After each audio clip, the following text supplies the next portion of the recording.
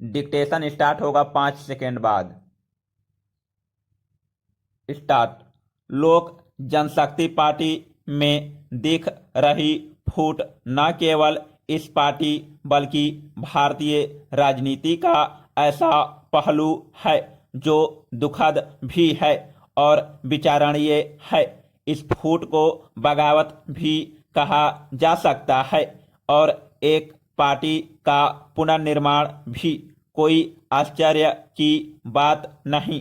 अब राजनीति में जितने भी निर्माण या पुनर्निर्माण होते हैं वे ज़्यादातर सत्तामुखी ही होते हैं। बिहार में विगत विधानसभा चुनाव में लोक जनशक्ति पार्टी की बुरी हार के बाद विरोध के स्वर स्वाभाविक थे। अगर विधानसभा चुनाव में पार्टी को चंद सीटें भी मिल जाती तो पार्टी नेता चिराग पासवान के दाव को बल मिलता और पार्टी को भी। विगत लोकसभा चुनाव में पार्टी को मिली ताकत का उत्साह विधानसभा चुनाव में कुछ ज़्यादा ही प्रदर्शित हुआ।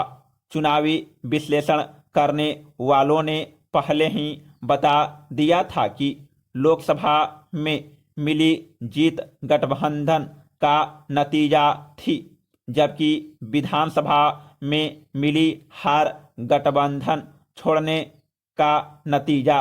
बाद के दिनों में यह बिल्कुल साफ हो गया कि पार्टी में बिहार विधानसभा चुनाव अकेले लड़ने को लेकर एक राय नहीं थी।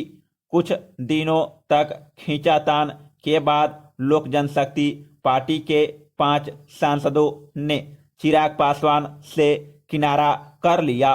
6 में से 5 सांसदों की बगावत पर चिराग पासवान के चाचा पारस पासवान ने साफ कर दिया है कि सभी चाहते थे लोजपा एनडीए के साए तले बिहार विधानसभा का चुनाव लड़े, लेकिन बताते हैं कुछ लोगों के प्रभाव में चिराग पासवान ने इसके प्रतिकूल निर्णय लिया। Paragraph change. पूरे मन से चुनाव न लड़ने या गठबंधन छोड़कर चुनाव लड़ने का नतीजा चुनाव परिणाम के समय तो सामने आया ही था, अब और बुरी तरह से प्रकट हुआ है। सांसदों की बगावत से हमें चिराग अब समझौते के लिए तैयार दिख रहे हैं, लेकिन उनके चाचा मौका नहीं दे रहे। पार्टी या परिवार में अविश्वास इस कदर बढ़ गया है कि चाचा अपने भतीजे से मिलने को भी तैयार नहीं। संकेत साफ है, पार्टी में बगावत का पानी सिर के ऊपर से बह रहा है। इसमें कौन डूबेगा कौन बचेगा अभी कहना मुश्किल है, लेकिन राजनीति में तात्कालिक रूप से वही मजबूत नजर आता है जिसके पास ज्यादातर संख्या बल होता है। अभी तो पारस पासवान मजबूत दिख रहे हैं, तो क्या बिहार की राजनीति में दिग्गज रहे रामविलास पासवान की विरासत उनके बेटे के बजाय भाई के पास चली जाएगी?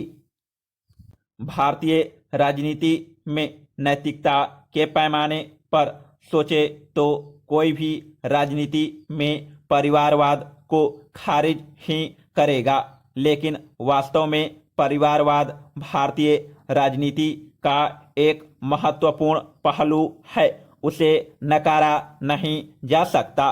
Paragraph change. जहां तक आम सजग भारतीयों की बात है, उन्हें हमेशा युवाओं और अच्छे नेताओं की तलाश रही है। कोई भी राजनीतिक निर्माण या पुनर्निर्माण केवल जनाधार या जनहित के आधार पर ही होना चाहिए। अच्छा नेता या नेतृत्व वही होता है जो जनमानस को समझते हुए अनुकूल निर्णय लेता है।